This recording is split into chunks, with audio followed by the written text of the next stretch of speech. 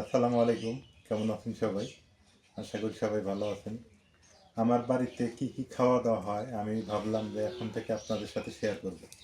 মানে বাড়িতে কি কি খাইতেছি, কি কি রান্না হইতেছে, এই সমস্ত কিছু নিয়ে আমার এই ফুড ভ্লগ আর কি, এটা প্রথম ভিডিও।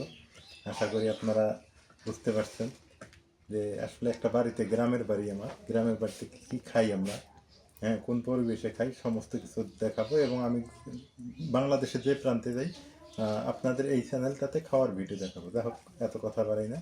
আজকে রান্না হয়েছে এই যে এই যে মানা কচু দিয়ে রান্না করা হয়েছে এটা।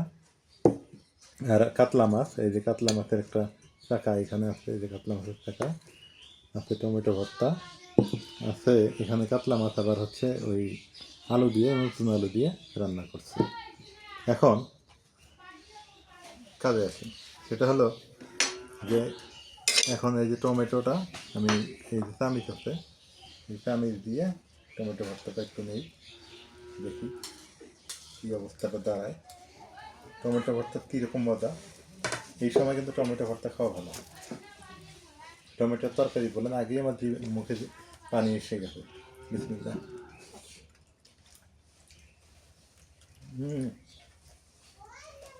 ঝাল আর টক একদম অস্থির লেভেলের। মাঝে মাঝে টমেটো এইভাবে খাইতে হয়, মানে টক ঝাল, টমেটোর টক ঝাল। অসাধারণ, আলহামদুলিল্লাহ। খুব সুন্দর একটা রান্না হয়েছে। এখন আমি একটু এই যে একটা তরকারি আছে, এই যে দেখেন, এই যে কাঁচামরিচ আর মাছ, সরি এটা শুটমরিচ, এই যে মাছ, এটা নিয়ে নিলাম। দেখেন এখন এইটা দিয়ে একটু খেয়ে দেখি, এটা দিয়ে একটু খাই।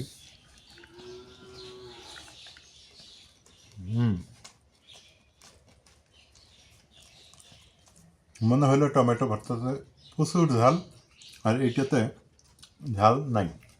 তার কারণ একটাই, তার সাথে তো আছে ফিরে দে মরিচ। মরমরা ভেঙে যাচ্ছে একদম। একটু টমেটো ভর্তা দিয়ে একটু মাছ, ভেবে দেখেন কী রকম ভাজি হয়ে গেছে।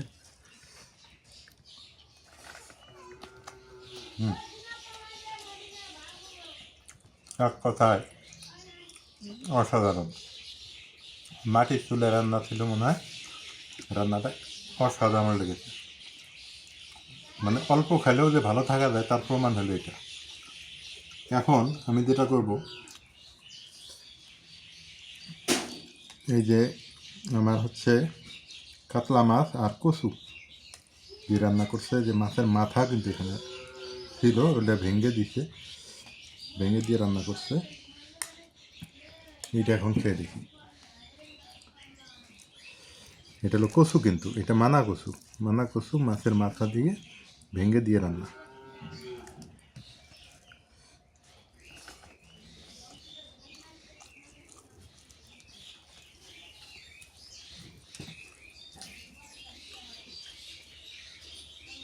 তবে এখন অবধি এগিয়ে আছে টমেটো ভর্তা।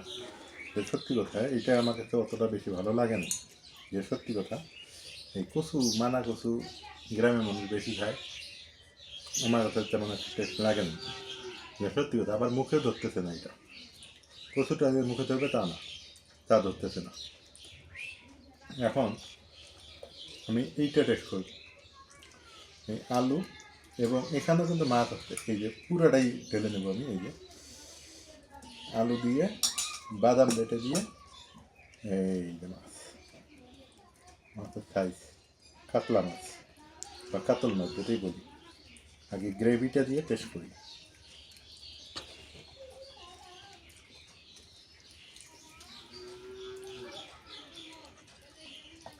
না, এটা ঠিক আছে, এটা 2 নম্বরে চলে গেল। এই রান্নাটা ঠিক আছে আলু দিয়ে। তবে কচুটা তেমন একটা ভালো লাগে না আমার কাছে। যা সত্যি, দেখি মাছটা।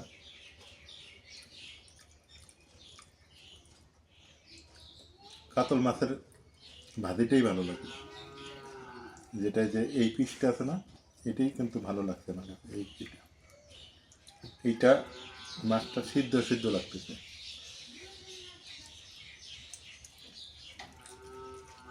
টেস্ট আছে অল্প, তবে এখানে আবার এই গ্রেভিটা ভালো লাগতেছে। আজকে হচ্ছে দুপুরের খাবার আমাদের গ্রামের বাড়িতে।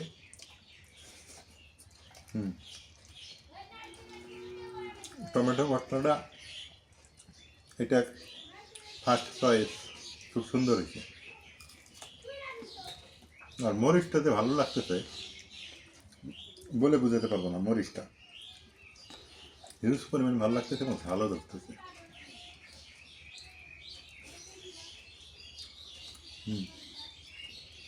আলহামদুলিল্লাহ। মানে একটু ঝাল, টমেটো ভর্তার যে ঝালটা যে হয়েছে আর যে সুদ মরিচের যে ঝালটা অসাধারণ। মুখে ধরে গেছে। আলুটা এবার মিষ্টি মিষ্টি লাগতেছে। সব মিলে আছি আলহামদুলিল্লাহ ভালো। তো সবাই ভালো থাকবেন, এটাই আমার প্রথম ভিডিও। সবাই সাবস্ক্রাইব করে দেবেন, লাইক করবেন, ভালো লাগলে ফেসবুকে যারা দেখেন তারা শেয়ার করবেন। আল্লাহ হাফেজ।